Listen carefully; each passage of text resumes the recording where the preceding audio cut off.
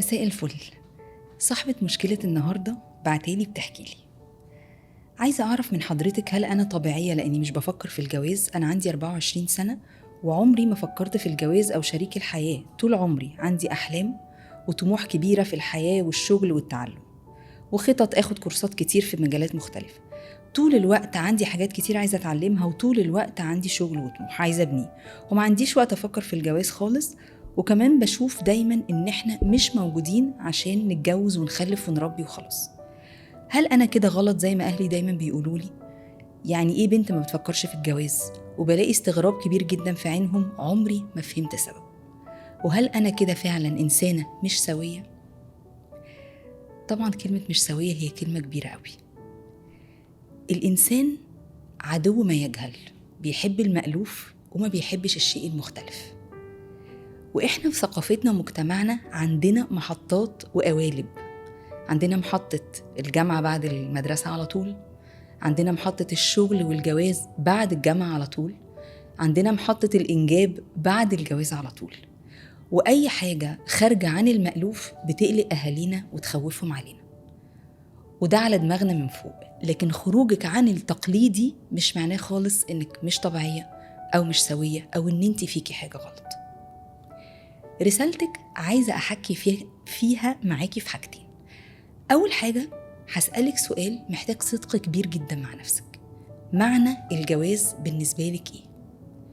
لو إجابة السؤال ده فيها شيء سلبي أو مخيف، ممكن يكون عندنا شوية خوف من الارتباط أو fear of commitment زي ما احنا بنقول. علاقة فاتت سايبة جوانا جرح فمخوفينا من الارتباط، حاجة شفناها في بيتنا مخوفينا من فكرة الجواز. والعقل بينزل بقى بشوية تبريرات كده: أنا مش عايزة أتجوز، أنا عندي طموح، أنا عايزة أشتغل، أنا عايزة أتعلم. فإجابة السؤال ده محتاج صدق كبير جدا جدا مع نفسك. ولو دي حقيقة، ممكن يبقى عندنا شوية جلسات مع مختص في العلاقات نعدي الأزمة أو العائق ده. الحاجة التانية اللي عايزة أحكي معاكي فيها هي ترتيب القيم. القيم مش القيم الأخلاقية، الأمانة والصدق وكده.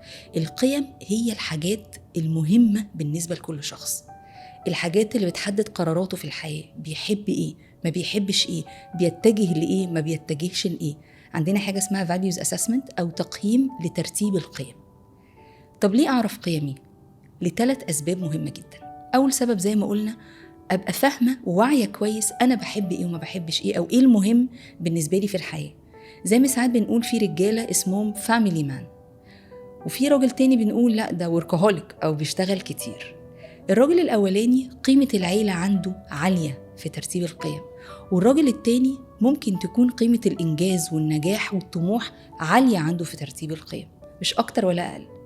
وكذلك ده ممكن يكون بالنسبة للستات، بس ده مش متعارف قوي عندنا في مجتمعنا إن ست يبقى الإنجاز والنجاح والتطور عاليين عندها كقيمة. فوعيك بده وفهمك ليه مهم جدا. ده رقم 1. رقم 2، مهم أعرف ترتيب القيم دي عشان أتحكم فيها، مش هي اللي تتحكم فيا. فأنا أو أنتي لو عرفتي إن الإنجاز والنجاح والتطور ده في أعلى القائمة بتاعت قيمك، محتاج أعمل لها توازن لما إن شاء الله ربنا يكرمك وتتجوزي ويبقى عندك عيلة وولاد. لو بنت مثلا قيمة الحب عندها هي أعلى قيمة، محتاجة تعرف ده عشان ما تدخلش في علاقات ورا بعض، عشان محتاجة دايما تبقى في حالة حب. فنعرف إحنا اللي نتحكم في القيم، مش هي اللي تتحكم فينا وتسوقنا. الحاجة الثالثة والأخيرة، إن وإنتي بتختاري شريك حياتك بيفرق جدا إنك تبقي عارفة قيمك. فلو إنتي برضو النجاح والتطور بالنسبة لك قيمة عالية، مهم وأنا بختار شريك حياتي إنه يكون بيشاركني القيم دي، يكون مؤمن بيا فيها، بيساعدني وبيشجعني على تحقيقها، طول ما فيه اتزان مع دوري كزوجة وأم في البيت. والله أعلى وأعلى.